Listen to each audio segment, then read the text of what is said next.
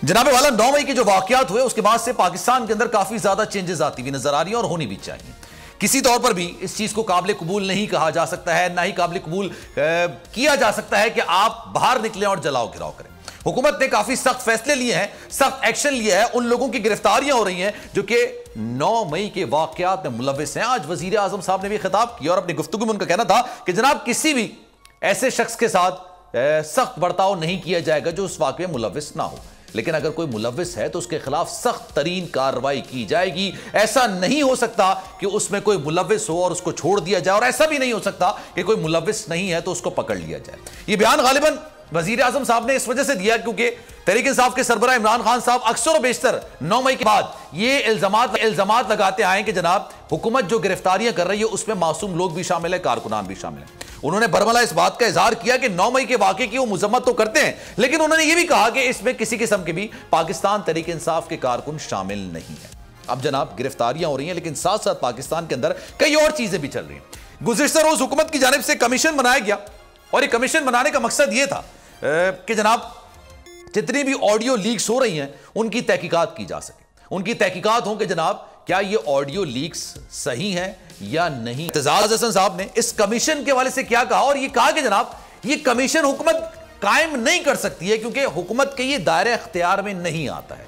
ये chief justice साहब बना सकते हैं, चीफ जस्टिस साहब उसकी सरबराही कर सकते हैं या वो उसको तश्कील दे सकते हैं, लेकिन हुकूमत इसको तश्कील नहीं दे सकती। उन्होंने ये भी इंकिशाफ किया कि कोई भी चीफ जस्टिस या कोई भी जस्टिस इसमें जाके बैठ नहीं सकता है। क्या कहा इत्तेजाज हसन साहब ने, जरा उनकी गुफ्तगू सुन लेते हैं फिर आगे बढ़ेंगे।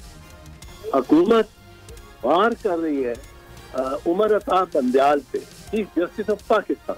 फौजी अदालतों का आइन में तरमीम किए बगैर हम कोई नहीं, ये एडमिनिस्ट्रेटिव इंक्वायरी बना सकते हैं, ये कोई जुडिशियल इंक्वायरी नहीं बना सकते। जुडिशियल इंक्वायरी अगर बनानी है तो वो चीफ जस्टिस बना सकता है, डेलीगेट कर सकता है जुडिशियल पावर। ये समझते हैं कि हर चीज के ये बादशाह है, मुतलकुल अनान है, जो मर्जी करे।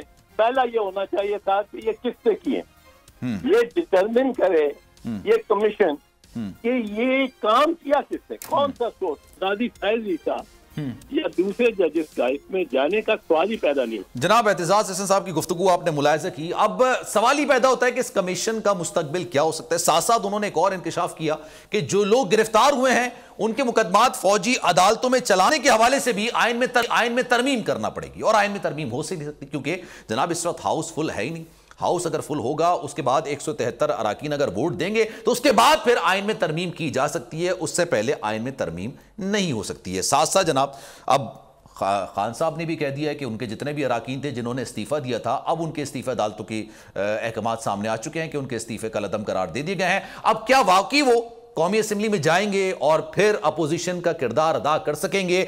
आने वाले हफ्ते में पाकिस्तान के अंदर क्या क्या चीजें होंगी, इस हवाले से मजीद बात करेंगे। सब्सक्राइब करें और बेल दबाएं ताकि कोई खबर रह न जाए।